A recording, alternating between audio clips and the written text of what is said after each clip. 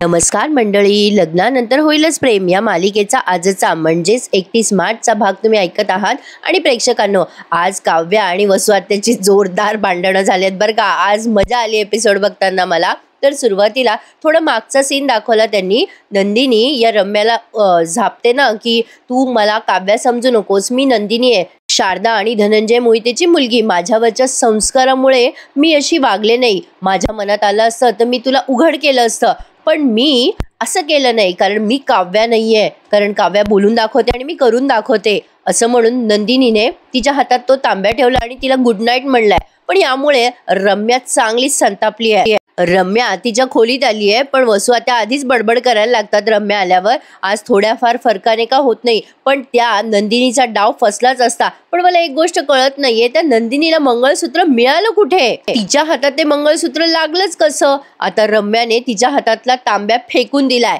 वसू आत्या म्हणतात, काय ग रम्या, अगं काय चिडचिड करतेस तू? रम्या म्हणते, आई त्या दीड दमडीच्या नंदिनीने मला धमकी दिली आज। वसू आत्या म्हणतात, काय तुला धमकी दिली का?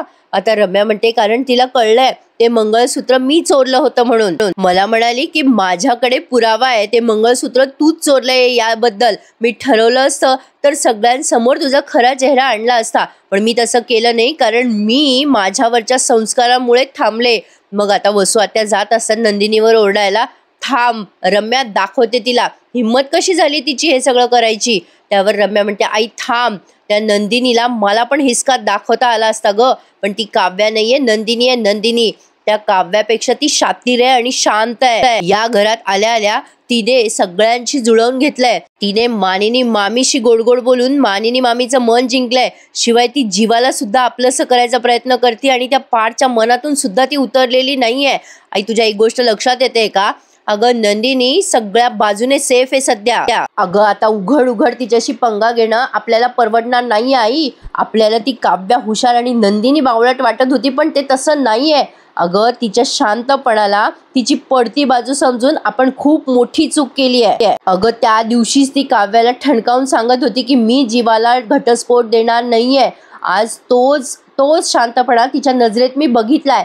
त्या दिवसानंतर आज पुन्हा तिच्या नजरेमध्ये पुन्हा नंदिनी मोहिते नाही ग, नंदिनी देशमुख दिसली, या घरची सून। रम्याला कळलंय की नंदिनी काय चीज आहे। आता वसू आत्या म्हणतात, याचा अर्थ तिने तुला शांतपणे सावध केलंय।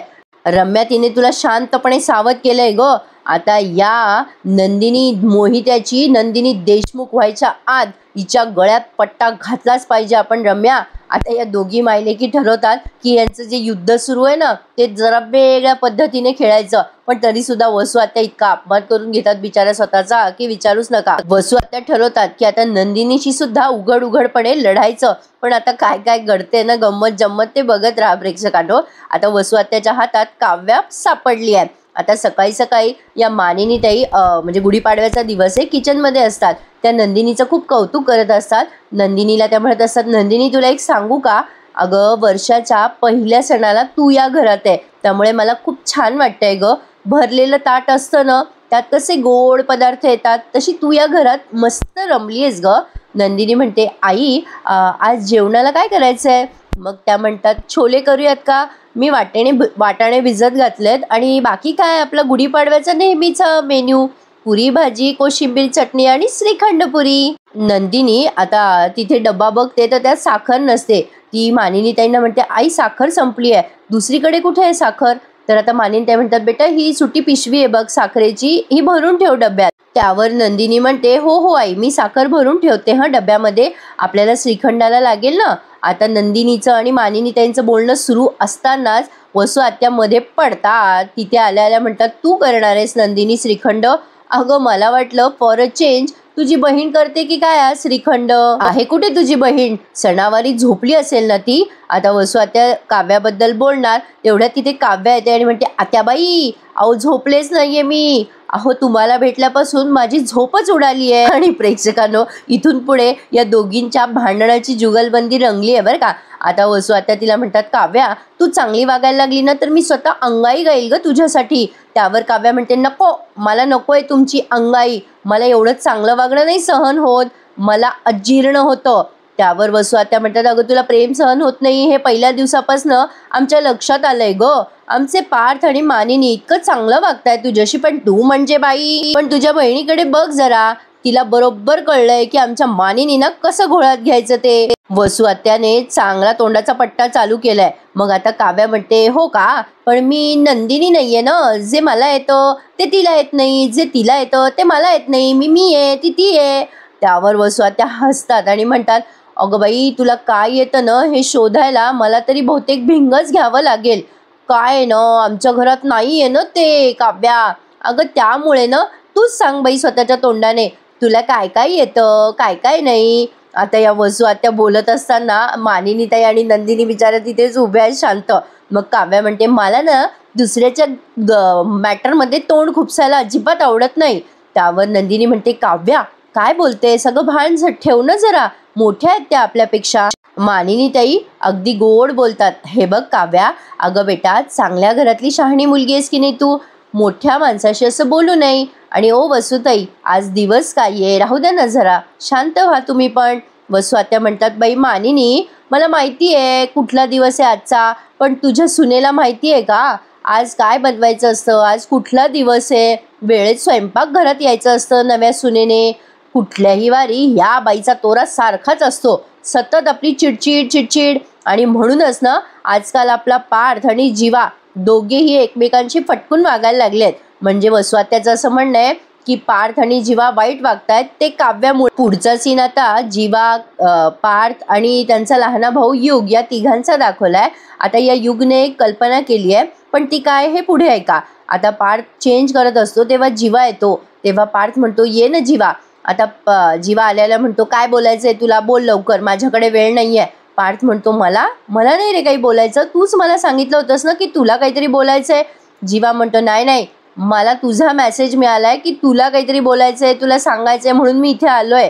पार्थ म्हणतो, माझा मेसेज नाही रे जीवा, तूच पाठवला ना मला मेसेज, फोनवर नाही, तुला म्हणजे तू मला मेसेज. आता पुढे तो काही बोलणार पार्थ, तेवढ्यात तिथे युग येतो आणि म्हणतो, मी दिला तुम्हा दोघांना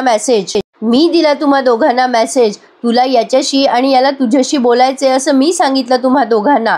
आता पार्थ आणि जीवा हे सगळं ऐकतात, पण त्यातनं जीवा खूप चिडतो, तो आधीच जरा शॉर्ट टेम्परर आहे ना, मग आता म्हणजे शीघ्रकोपी आहे. तर आता हा जीवा त्या ओरडतो युगवर आणि म्हणतो, तुला काय करायचंय रे नसत्या भानगडी, लहान आहेस ना, लहान असल्यासारखं वाग ना. युग म्हणतो, हो दादा, मी तर लहान आहे रे, पण तुम्ही दोघे आहात ना मोठे, मग का मोठ्या माणसासारखे वागत नाही आहात. आता जीवा म्हणतो, हे बघ युग, मी ना. आता युग म्हणतो, काय रे जीवा दादा, अरे बंद करा ना रे हे भांडणं, आता सहन नाही होते यार. नाही, आपले सगळ्या तिघांची काय छान टीम होती ना, आणि आता हे काय होऊन बसलंय. प्रत्येक वर्षी आपण तिघे मिळून एकत्र गुढी उभारायचो, आणि आता काय झालंय यार असं. आणि दादा, आपण यावर्षी पण एकत्र गुढी उभारूया ना. जीवा म्हणतो, नाही रे, यावर्षी आणि गेल्या वर्षीमध्ये खूप फरक आहे, बरंच काही होऊन गेलंय आता यावर्षी. त्यावर जीवा म्हणतो, जाऊ दे ना रे दादा, जे काही झालं ते झालं, पण सगळं विसरून तुम्ही दोघे एकत्र या ना प्लीज. अरे हाच तर मोटिव्ह असतो ना गुढीपाडव्याचा. आता युग त्यांना समजून सांगतोय, पण जीवा काही ऐकायला तयार नाहीये. आता युग म्हणत असतो, दादा सगळं विसरून एकत्र या ना. ते काही नाही, तुम्ही आता सगळी भांडणं विसरा आणि एकत्र या बरं, या, चला मिठी मारा एकमेकांना. आता युग असं बोलत असताना जीवा काही पुढे सरसवायला तयार नाहीये. युग म्हणत असतो, मारा ना मिठी एकमेकांना, चला यार. पण जीवा म्हणतो, थांब रे तू, आता पूर्वीसारखं काही होणार नाही आमच्या दोघांमध्ये. त्यावरती आता पार्थ त्याच्याकडे बघतच राहतो बरं का. पण आता यापुढे पुन्हा एकदा वसू आत्याचा आणि काव्याचा सीन दाखवलाय, जो फार भारी आहे प्रेक्षकांनो. थोडासाही सीन स्किप करू नका, मजा आली आता पुढच्या सीनमध्ये. आता पार्थने पुढाकार घेऊन जीवाच्या समोर फ्रेंडशिपचा हात केलाय, पण तो त्या सीन नंतर तुम्हाला बघायला मिळणार आहे. आता बघा, या मानिनीताई म्हणतात, जाऊ द्या ओ वसुताई, कशाला आज सणावारी बोलतायत, सगळं काही विसरू आणि आज नव्याने सुरुवात करू. आणि तसंही जीवा आणि पार्थ हिच्यामुळे का भांडतील, कशाला कुठे गोष्टी देत आहेत. आपण चांगला दिवस आहे ना आजचा, तर हसत खेळत गमतीत घेऊया सगळं. आता या लगेच म्हणतात वसू आत्या, बरं बाई, मी प्रेमाने बोलते तुझ्या मनमिळावू सुनेशी. वसू आत्या काव्याला म्हणतात, सुन बाई, काय येतं ग बेटा तुला करता. आता काव्या त्यांचं बोलणं ऐकते आणि म्हणते, बाई आत्याबाई, अहो प्रेमाने बोलताना किती क्यूट दिसता हो तुम्ही, तुम्ही जर असं प्रेमाने बोलत असाल ना तर मी काहीही करायला तयार आहे तुमच्यासाठी. बोला बोला, काय करू तुमच्यासाठी, बोला ना. आता वसू आत्या मोठ्याने हसतात बरं का आणि म्हणतात, काय गंमत आहे ना ग काव्या, मला कुठे असा ओव्हर कॉन्फिडन्स दिसला ना की तुझा चेहरा येतो ग डोळ्यासमोर. वसू आत्या मुद्दाम हिच्या शेपटीवर पाय देतात. प्रेक्षकांना मुद्दाम चिडवतात काव्याला. पुढे कशा म्हणतात बघा, असो काव्या आज काय आहे माहितीये का तुला. काव्या म्हणते, हो तर काही लोकांच्या जिभेसाठी बोलून बोलून असे कडू लिंबाचे पानं चावून खायचा दिवस आहे. मग मानिनी काकूच्या गोड स्वभावाप्रमाणे गोड श्रीखंड खायला मिळतं ना, तो दिवस आहे आजचा गुढीपाडवा. त्यावर नंदिनी म्हणते, अगं काव्या कशाला असं बोलतेस ग तू वाकडं तिकडं. त्यावरती काव्या म्हणते, अगं ताई मी कुठे वाकडं तिकडं बोलतीये, अगं ह्या किती प्रेमाने बोलताय आत्याबाई माझ्याशी, मग मला भरून नाही का येणार. त्यावरती या मानिनी ताई हसायला लागतात. मग लगेच वसू आत्या तिच्याकडे म्हणजे मानिनी ताईकडे बघतात, म्हणतात, काय ग मानिनी तुला फार मज्जा येते ना. आता मानिनी ताई शांत बसल्यात बरं का. पण आता त्या म्हणतात, नाही नाही अहो मी काही असं म्हणजे हसले नाही हो, मला असा विचार आला मनामध्ये, काव्याला काय काय येतं हे मला पण माहिती नाही ना. मग वसू आत्या म्हणतात, हो का, बरं बाई. मग आज आपल्याला सगळ्यांना कळेल की या गोड मुलीला नक्की काय येतं ते. आज गुढीपाडवा आहे की नाही. मी काय म्हणते काव्या, अगं तू न साधं सरळ आणि सोपं श्रीखंड कर बरं सगळ्यांसाठी. असं म्हणून उगाच खुन्नस देतात आणि म्हणतात, चल मी चॅलेंज करते तुला. आता काव्या म्हणते, बरं आत्याबाई बरं, चॅलेंज एक्सेप्ट केलं. आता नंदिनी आणि मानिनी ते हसायला लागतात बरं का एकमेकींकडे बघून. आता काव्या म्हणते, तुम्हाला आता असं श्रीखंड करून दाखवते ना आत्याबाई, श्रीखंड खाल्ल्यावर असं गोड बोलताना तुम्ही सगळ्यांशी. मानिनी ताई म्हणतात, काव्या ग बेटा. मग लगेच काव्या म्हणते, अहो मानिनी काकू मी कुठे उलट उत्तर देते वसू आत्याला, किती प्रेमाने बोलतोय आम्ही दोघी एकमेकींशी, बघा बरं आज. आता ही नंदिनी हसायला लागते. काव्या म्हणते, असो चला मी आता श्रीखंड करायला घेते, चक्का लागेल नाही का. मग मानिनी ताई म्हणतात, अगं आहे मी रात्री भिजून ठेवला होता. मग काव्या म्हणते, झालं तर मग बाकी सगळी तयारी मी करते, नैवेद्याला छान श्रीखंड तयार असेल ही गॅरंटी माझी. फक्त माझी एक अट आहे, काय आहे ना, मी श्रीखंड बनवत असताना किचनमध्ये मला कोणीही नको आहे. काव्या अशी बोलते तेव्हा वसू आत्या तिच्याकडे रागाने बघतात बरं का. पण वसू आत्या तिला पुढे कसं डिवसतात बघा. तिला म्हणतात, एक मिनिट एक मिनिट काव्या. आता एक डब्बा पुढे करतात तिच्या आणि म्हणतात, हे घे हा डब्बा घे, वाच बरं या डब्यावर काय नाव आहे ते, वाच वाच काय लिहिलंय त्याच्यावर. आता काव्या ते वाचते पण वसू आत्याच वाचून दाखवतात आणि म्हणतात, अगं याच्यावर लिहिलंय की सौ मानिनीस चिरंजीव पार्थ याच्या बारशानिमित्त वसुंधराकडून सप्रेम भेट. अगं काव्या हे तुझं माहेर नाहीये, देशमुखांचं किचन आहे, त्यामुळे तिकडच्या म्हणजे तुझ्या माहेरच्या सवयी तिकडेच सोडायच्या बरं का. आणि आज सणासुदीला नुसतं श्रीखंड खाऊन नाही चालणार, त्यामुळे भाजी कोशिंबीर पुऱ्या हे सगळं करायला आम्हाला या किचनमध्ये यावंच लागेल, हो की नाही. काव्या म्हणते, काव्या आता ठीक आहे म्हणते बरं का आणि म्हणते, बरं काकू मी आता श्रीखंड करते. ती मानिनी ताईंना असं म्हणते तेव्हा या वसू आत्या तिचा दंड धरतात आणि तो जोरात दाबतात. तेव्हा काव्याला येतो राग. आता काव्या काहीशी अशी बघते बरं का त्यांच्याकडे. पण वसू आत्या तिला म्हणतात, काव्या तू कितीही सुंदर असलीस ना तरी तुला आंघोळ करावीच लागेल. झालीये आंघोळ झालीये तुझी. त्यावरती आता काव्या म्हणते, नाही झाली आंघोळ. वसू आत्या म्हणतात, वाटलंच होतं मला, सणासुदीला आंघोळ झाल्याशिवाय स्वयंपाकघरात पाय टाकायचा नसतो. ही साधी रीतही तुझ्या बहिणीने तुला शिकवली नाही ना, काय ग नंदिनी काय म्हणते मी. आता वसू आत्या हे सगळं हसून कुचकं काचकं बोलतात बरं का. काव्या पुन्हा ओरडते त्यांच्यावर आणि म्हणते, माझ्या ताईला कशाला विचारताय, माझी ताई आंघोळ घालणार आहे काय मला. आता नंदिनी पुन्हा तिच्याकडे बघतच राहते आणि काव्या म्हणते, चालले होते मी आंघोळीला पण पार्थ आवरतायत खोलीमध्ये म्हणून मी थांबले होते जरा, त्यांचं झालं की मी आवरेन आणि येईल इकडे किचनमध्ये श्रीखंड करायला. असो आता असं म्हणून ती निघून जाते बरं का काव्या तिथून. वसू आत्या आता नंदिनीला म्हणतात, ए नंदिनी तिला एकटीला श्रीखंड करू दे, तिला मदत करायची नाही. आणि मला जर कळलं की तू मदत केली होतीस तिला तर लक्षात ठेवा गाठ माझ्याशी आहे. नंदिनीला मुद्दाम धमकवतात बरं का त्या. नंदिनीला त्यांना दाखवायचंय की माझी किती वट आहे घरात बघ म्हणून. आता नंदिनी जरा टेन्शनमध्येच येते पण मानिनी ताई तिला म्हणतात, ए बेटा तू काळजी नको करूस, होईल सगळं. तर पुन्हा त्यांनी पार्थ जीवा आणि युग यांचा सीन दाखवलाय. तर आता हा युग समजवत असतो या दोघांना, उद्या जर कोणी तिसरा माणूस आला तुमच्याशी लढायला तर तुम्ही असंच भांडणार आहात का.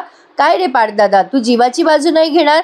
जीवा दादा, तू पार्थदादाची बाजू नाही घेणार का? दोघं शांत उभे असतात. युग म्हणत असतो, काय चाललंय रे दादा तुमचं, सोडा ना रे सगळं हे, प्लीज यार. आधी किती मस्ती करायचात तुम्ही माझ्यासोबत, आता तशी मस्ती करा ना. आता का नाही करत आहात तुम्ही तसं? नाही, तुम्ही मला चिडवायचात, मला नको नको ते बोलायचं, मला एकटं पाडायचात ना तुम्ही, आधी लिंबू टिंबू बोलायचात. हे करण्यासाठी तरी एकत्र या ना. मी आहे लहान या घरामध्ये, पण आता मला असं वाटायला लागलंय ना की मोठं होऊन लोक अशी वागत असतील तर मला नाही मोठं व्हायचंय. मी ना एक कामच करतो, मी एखादा कोर्स घेतो युनिव्हर्सिटीचा आणि या भारताच्या बाहेर निघून जातो, लंडनला नाही तर ऑस्ट्रेलियाला शिकण्यासाठी. मला नाही थांबायचं इथे, जातो मी निघून. असं म्हणून युग तिथून निघून जात असतो. तेव्हा पार्थ म्हणतो, थांब रे युग थांब. हे बघ बेटा, थँक्यू, तू हे सगळं बोलून दाखवलंस आज. खरं तर घरामध्ये मी मोठा आहे, मीच पुढाकार घ्यायला हवा होता, पण मला ते नाही जमलं. युग थँक्यू रे. आणि जीवा, आय एम सो सॉरी. असं म्हणल्यावर जीवा त्याच्याकडे बघतच राहतो पार्थकडे. पार्थ म्हणतो, सॉरी जीवा, मी तुझ्याशी खूप चुकीचं वागलो ना, मी तुझ्यावर ओरडलो ना. लग्नामध्ये जे काही घडलं होतं ना ते माझ्या मनात खूप साठलं होतं रे जीवा. मला या गोष्टीचा त्रास होत होता, मला जरा राग आला होता रे की तू नंदिनीशी लग्न का केलं म्हणून.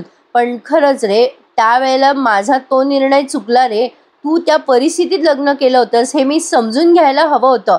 खरं तर त्या क्षणाला मला तुझं कौतुक वाटायला हवं होतं, तुझ्यावर अभिमान वाटायला हवा होता, पण मी मात्र तुझ्यावर चिडचिड केली. आता जीवाला कळतंय बरं का की पार्थ मोठ्या मनाने माफी मागतोय. आता पार्थ दोन्ही हात जोडतो आणि जीवाला म्हणतो, ए जीवा, माफ करशील का रे मला? जीवा त्याच्याकडे बघतच राहतो पार्थकडे. पार्थ म्हणतो, जीवा, जे काही घडलं ना आपल्या आयुष्यात ते विचित्र घडलंय रे, मला मान्य आहे. जीवाच्या डोळ्यात आता पाणी आलंय. मग आता जीवा म्हणतो, अजूनही फार काही वेळ झालेला नाहीये दादा. पार्थ म्हणतो, युग म्हणतोय ते बरोबर आहे, आपण जर असंच वागत राहिलो, असंच बोलत राहिलो तर आपल्यात नॉर्मल काहीच होणार नाही. आपल्या लग्नामुळे आपल्यात भांडणं झालेत ना. हे बघ, जे काही झालं गेलं ना ते आता आपण तिथे सोडून देऊयात. आपलं लग्न, अरे याच्यापेक्षा खूप पुढे आहे रे, आपलं नातं जास्ती महत्त्वाचं आहे रे जीवा.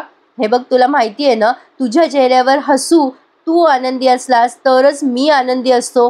प्लीज रे जीवा, झालं गेलं आता सोडून दे. अरे लाठीकाठी खेळताना आपण एकमेकांना जिंकवण्यासाठी खेळायचो का, आठवतं ना तुला? कारण आपल्याला एकमेकांचा आनंद महत्त्वाचा होता. आता या पार्थने त्याला ते लाठीकाठीचं सगळं दृश्य आठवून दिले, जे आपण पहिल्या भागातच बघितलं होतं की पार्थ हा जीवासाठी नेहमी हरायचा आणि जीवा पार्थसाठी हरायचा. हे दोघं एकमेकांवर किती भावंड म्हणून प्रेम करायचे हे आपल्याला या सीनमधून त्यांनी दाखवलं आहे. आता जीवाला ते आठवतं सगळं आणि तो पार्थकडे आता बघतोय आणि रडतोय. पण आता पार्थ म्हणतो, स्पर्धेच्या रिंगणात आपण एकमेकांना महत्त्व देत होतो ना रे, आता पण या आयुष्यात आपण असंच करूयात. अरे म्हणजे आता आपल्यावर जो काही प्रसंग आलाय ना जीवा, तो विसरून नव्याने सुरुवात करू ना रे. चल, हात मिळव मला. आता असं म्हणून त्याने हात पुढे केलाय जीवाच्या. आता युगला पण वाटतंय की जीवा सगळं विसरून हात पुढे करणार आणि ऑलमोस्ट जीवाने आता हात पुढे केलेलाच असतो. तो जरा सेकंद विचार करतो, त्याच्या डोळ्यात पाणी येतं आणि आता तो या पार्थची हात मिळवणार. तेवढ्यात तिथे काव्या येते. काव्याला बघून जीवाची तळपायाची आग मस्तकाला जाते बरं का. काय झालं काही समजलं नाही मला, पण पार्थला राग येतोय काव्याचा, हे मात्र तितकंच खरं आहे. सॉरी, जीवाला राग येतोय खूप काव्याचा आणि आता त्याने हात मिळवलाच नाहीये आणि तो फक्त काव्याकडे बघतो आणि काव्या त्याच्याकडे. आणि हा भाग त्यांनी संपवलाय. आता पुढचा एपिसोड पण इंटरेस्टिंग असणार आहे बरं का. मानिनी ताई या सगळ्या जोडप्यांना सांगत असतात की तुमचा पहिला सण आहे, चला आपापल्या म्हणजे साथीदाराला श्रीखंडपुरी भरवा बरं. आता या जीवाने पटकन भरवलंय नंदिनीला, पण काव्या काही पार्थच्या हाताने खायला तयार नसते. ती म्हणते, माझं मी खाईल. मग आता लगेच ह्या वसवात्या टोमणा मारतात, हिला कडुलिंबाची पानं खाऊ घाला. आता काव्या एवढी चिडलेली असते, तिथली पानं घेते आणि बका बका खाते. सगळेजण तिला थांबवत असतात, अगं काव्या काय करते. पण आता काव्याला उलटी होत असते. तेव्हा पार्थ खोलीमध्ये जाऊन तिला श्रीखंड देतो आणि म्हणतो, तुमच्या मनाचा कडवटपणा नाही कमी, पण तुमच्या तोंडाला गोडवा नक्कीच येईल. आता काव्या ते श्रीखंड पटकन घेते आणि बका बका खायला लागते. कडुलिंबाची पानं खाऊन तिचं तोंड कडू झालेलं असतं ना. तर असो, आता पार्थने काव्याशी मैत्री करायचा प्रयत्न केलाय. तर मंडळी, ठरलं तर मग या मालिकेचा एपिसोड आज देखील आलेला नाहीये, वेळेवर आला की लगेच देईलच तुम्हाला. हा एपिसोड कसा वाटला सांगा आणि नेहमीप्रमाणे आपल्या चॅनलला लाईक करायला आणि सबस्क्राईब करायला विसरू नका. भेटूयात उद्या. Take care. धन्यवाद.